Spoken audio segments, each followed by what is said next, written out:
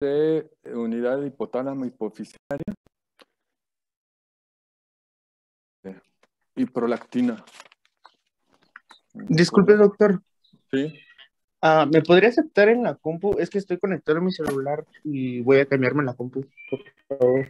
Sí.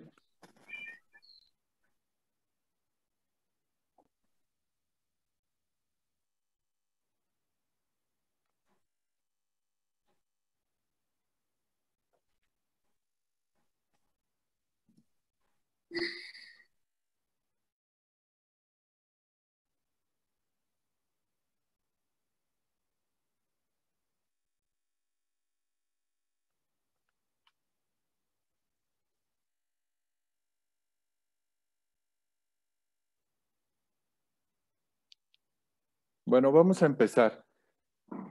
Bueno, para esta clase es cómo se van a integrar el sistema nervioso con el sistema endocrino. Y bueno, pues el hipotálamo y la hipófisis van a conformar una unidad funcional que participa en la regulación de varias glándulas endocrinas y que va a contribuir a la hemostasis del estado metabólico e hídrico. Aquí tenemos que el hipotálamo es la vía final entre el encéfalo y la hipófisis. Va a secretar una serie de sustancias o hormonas liberadoras e inhibidoras que controlan la secreción de hormonas adenohipofisiarias. Y aquí en el esquema que tenemos, vamos a revisar cómo está el hipotálamo en la parte superior, que va a secretar los factores liberadores o las sustancias liberadoras. De ahí pasan a la hipófisis y de la hipófisis a las glándulas periféricas. ¿Sí? Van a secretar hormonas liberadoras e inhibidoras que controlan la secreción de hormonas adenohipofisiarias, y las hormonas hipofisiarias liberadas a la circulación periférica van a regular el crecimiento celular, la diferenciación y las actividades funcionales de los órganos diana. El mantenimiento de la homeostasis en el medio interno y la adaptación del medio externo requiere de múltiples señales bioquímicas que van a converger en los sistemas neurales del hipotálamo, y esto conduce a las respuestas tanto endocrinas como metabólicas mediante la liberación de hormonas. Y aquí tenemos, por ejemplo, la hormona liberadora de hormona del crecimiento, que aquí se va y va a funcionar, bueno, de aquí va a secretar la hormona del crecimiento de la hipófisis y se va a ir a hígado, a hueso, a músculo, ¿sí? Y a través del factor de crecimiento insulinotrópico. Después tenemos al factor inhibidor, o se llama factor inhibidor de dopamina, y aquí va, este es inhibitorio y la hipófisis va a secretar prolactina y pues es el que nos va a promover la lactancia. Luego está el factor liberador de gonadotropinas, que va a estimular la secreción de la hipófisis de LH y FSH, que van a ir a las gónadas. Después va la hormona liberadora de tirotropina, que va a estimular la producción de TSH en la tiroides para la secreción de T3 y T4. Y después tenemos la hormona liberadora de corticotropina, que va a estimular la producción de ACTH en la hipófisis y se va a ir a las suprarrenales para producir el cortisol. Entonces, ahí tenemos un esquema muy importante de esta unidad hipotálamo hipofisiaria, y vamos a empezar en el hipotálamo, que es una parte del sistema nervioso que se encuentra en el diencéfalo, en el piso del tercer ventrículo, y que va a tener dos funciones principales, unas neurales y otras hormonales. Y dentro de las neurales va a ser el apetito, la sed, la conducta sexual, algunas funciones neurovegetativas que comparte con el sistema nervioso autónomo simpático, como es la regulación de la temperatura y la regulación vasomotora. Y dentro de las funciones hormonales del hipotálamo está el sistema hipotálamo-hipófisis anterior a través de las hormonas neurohipofisiarias y en el sistema hipotálamo-hipófisis anterior a través de las hormonas hipofisiotrópicas. ¿Sí? Prácticamente, bueno, el hipotálamo tiene estos sincronúcleos, el supraóptico y el paraventricular, y después viene el arqueado, el ventromedial y el hipotalámico anterior, y van a tener conexiones vasculares entre el hipotálamo y hipófisis a través de varios sistemas de vasos, que son los portales largos, los sistemas de vasos portales cortos y el plexo tangencial del sistema infundibular, que este es el infundibular. Y bueno, vamos a ver las hormonas neurohipofisiarias, que es la oxitocina y la vasopresina. Estos son péptidos pequeños de 9 aminoácidos y están sintetizados en los núcleos hipotálamico, supraóptico y paraventricular. Y a través de los axones van al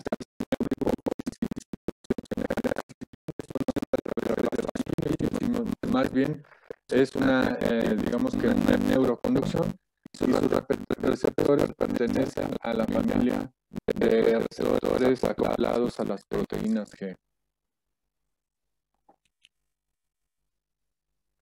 Para ver la regulación de ADH o vasopresina, bueno, su secreción va a depender de la osmolaridad. ¿Quién me dice que es osmolaridad? ¿Alguien ha escuchado este término?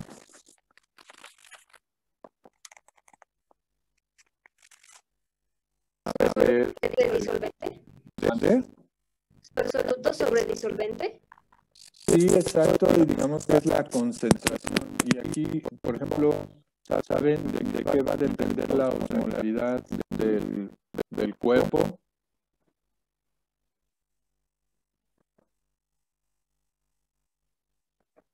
¿La hidratación? Pues sí, la hidratación y la concentración de algunos electrolitos como es sodio, potasio, algunas sustancias como glucosa, urea. De hecho, hay una fórmula para calcular la osmolaridad sérica del cuerpo, bueno, del plasma, que es 2 veces el sodio más el potasio, todo esto más la glucosa entre 18. Esa es la fórmula más sencilla y hay otras fórmulas más complejas. ¿Sí? Entonces, entonces la secreción va a depender de la osmolaridad, y esta osmolaridad se va, ahora sí que el cuerpo lo va a detectar a través de receptores intracraneales, cómo van a estar las concentraciones pues de sodio, de potasio, de glucosa, y lo va a empezar a sensar.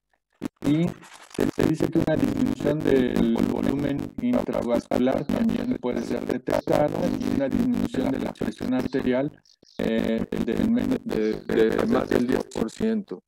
Y esto es porque hay unos receptores en la aurícula derecha del corazón donde nos van a sensar ya sea un volumen, una disminución del volumen intravascular y una disminución de la presión arterial. A los primeros se le llama, los receptores de osmolaridad se le llaman baroreceptores, osmoreceptores, y a los otros que sensan la disminución del volumen sanguíneo se le llaman baroreceptores. Baro de presión, receptor. Y osmo de osmolaridad, receptor. ¿De acuerdo? Y bueno, la acción que tiene la ADH tiene varias acciones. A nivel renal va a regular la concentración de la orina. A nivel cardiovascular va a tener un efecto vasoconstrictor o vasopresor. Y a nivel hipofisiario, junto con la hormona liberadora de corticotropina, va a estimular la liberación de hormona adenocorticótrofa o ACTH en respuesta a un estrés. Y bueno, vamos a ver cómo se regula la oxitocina. Esta hormona va a estar relacionado con el parto y la lactancia. Esta va a ocasionar el reflejo de eyección de leche si se le libera en respuesta a la succión mediante el arco reflejo neuroendocrino. Aquí, bueno, lo vamos a ver con más detalle en un momento. Y en el trabajo del parto va a estimular la contracción del útero y la dilatación del cuello, que eso se llama el reflejo de Ferguson. Va a tener una actividad luteolítica, va a ayudar a romper el cuerpo lúteo, va a aumentar la motilidad de tubos seminíferos y va a estimular la conducta materna de apego y monogamia.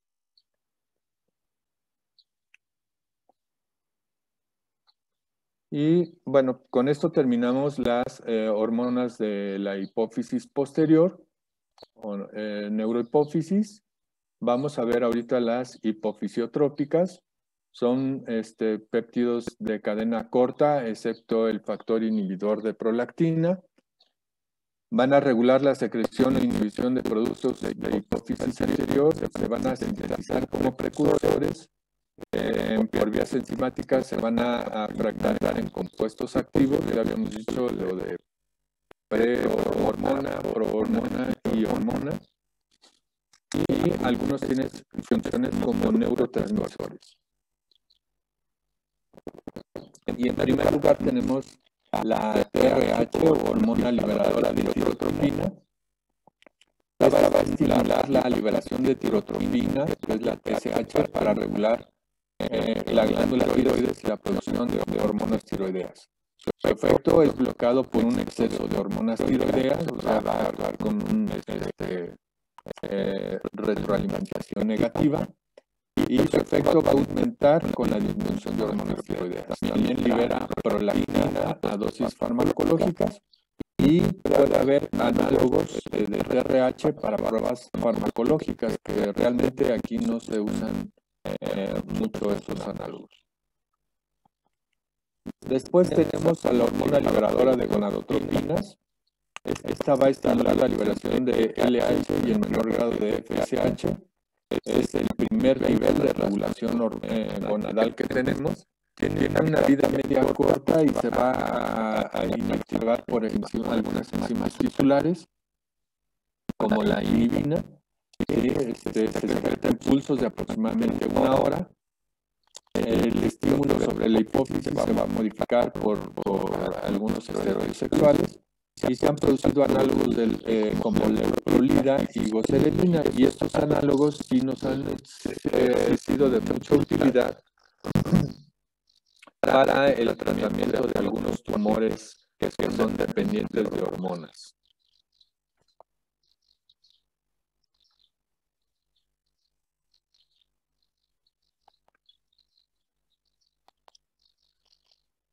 Después tenemos la somatostatina, que es el gran inhibidor.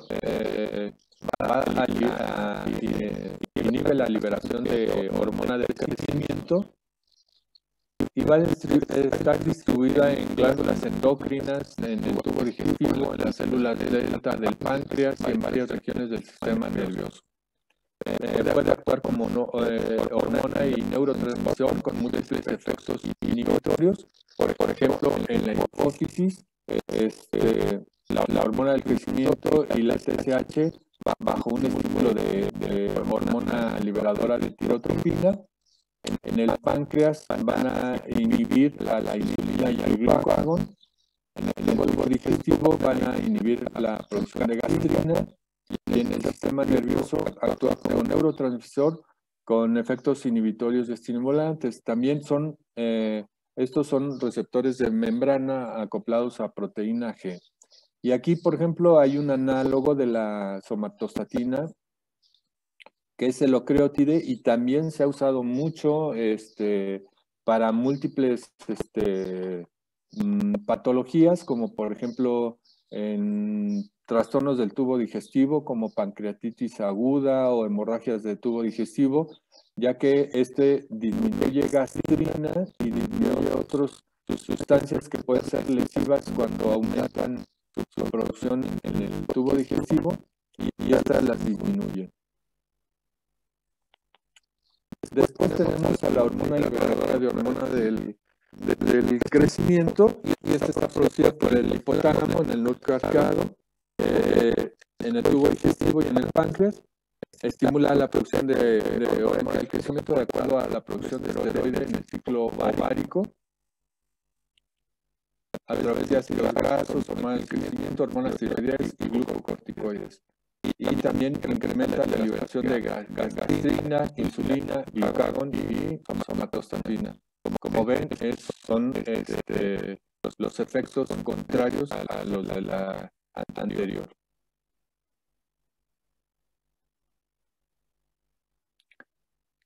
Después tenemos a la hormona liberadora de corticotropina, y esta hormona va a ser el estímulo principal para la liberación de hormona adenocorticótrofa o ACTH, que va a estar seguido por la secreción de cortisol y otros esteroides suprarrenales como la aldosterona, además de vasopresina.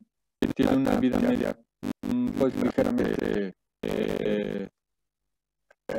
corta, de 10 minutos. Su liberación se va a incrementar por estímulos de vías aferentes como lesiones, hemorragias, estrés, y va a estar inhibida por corticoides.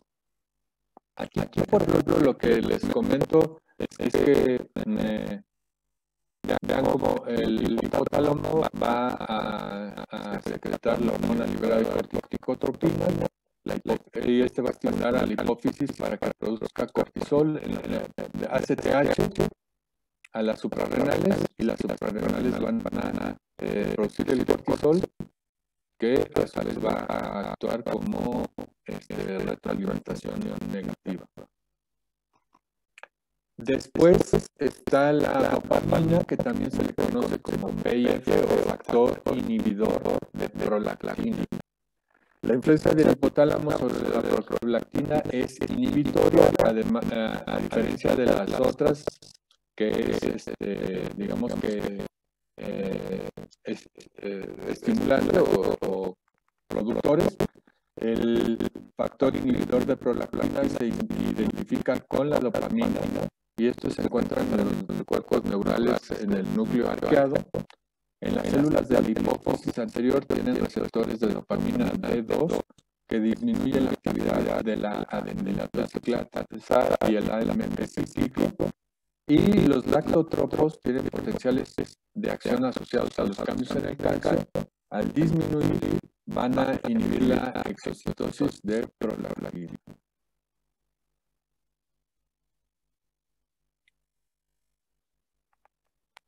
Después vienen todo lo anterior eran hormonas o factores del hipotálamo, y ahora tenemos a las hormonas hipofisiarias, que es la TSH, que es una glicoproteína de 2 cadenas alfa semejantes a LH y FSH, y una cadena beta específica.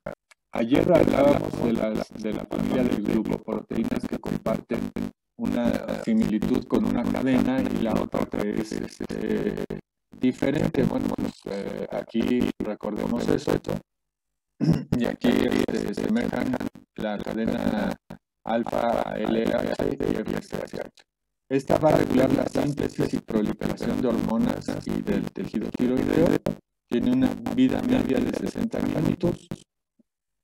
De la prolactina podemos decir que su órgano diario va a ser la glándula mamaria, va a favorecer la producción de leche, y tiene una proteína similar a la hormona del crecimiento y a la lactógeno placentario, y en hiperprolactinemia puede inhibir la pulsatividad de hormona liberadora de gonadotropina.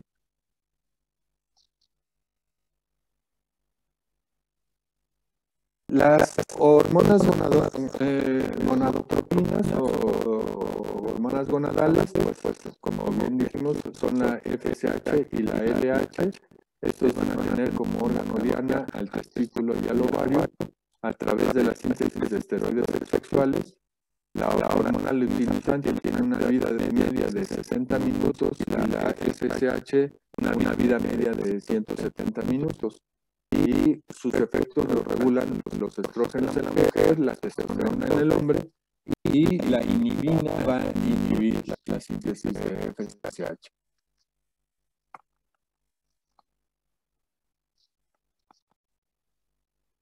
Después tenemos ya a la hormona gonadotropina cuyo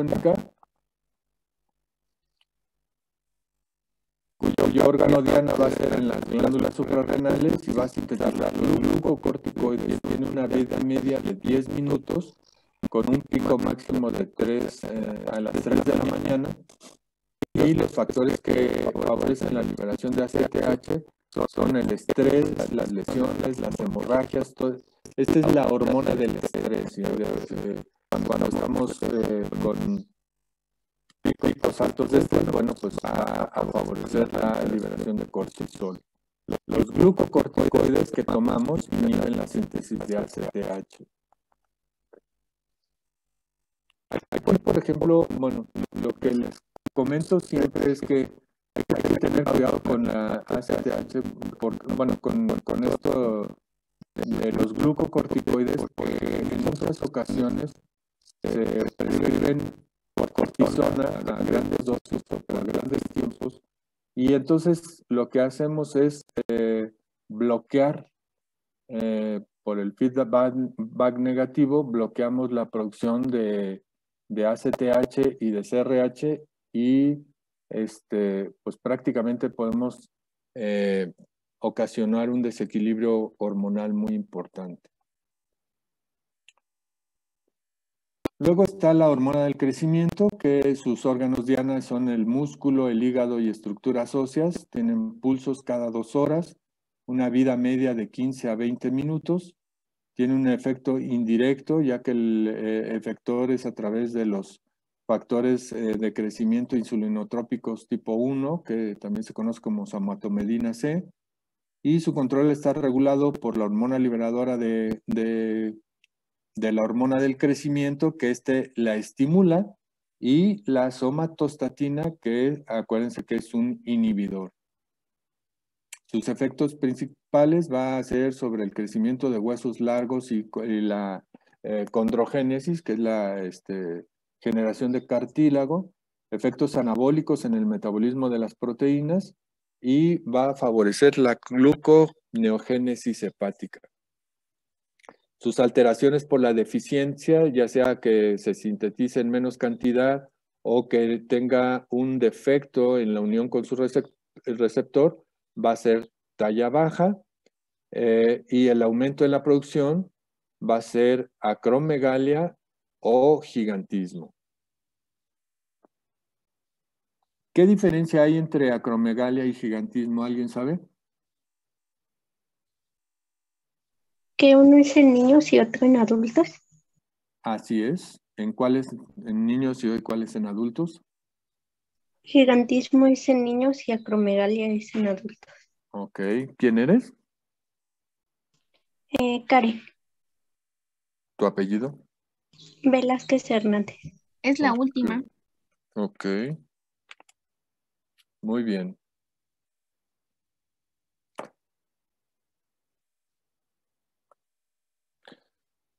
Después tenemos a la ACTH, que su órgano diana es en las suprarrenales, va a sintetizar glucocorticoides, su vida media es de 10 minutos con un pico máximo de las 3 de la mañana. Esto ya lo habíamos visto, ¿verdad? Ok. ¿Alguna pregunta, duda?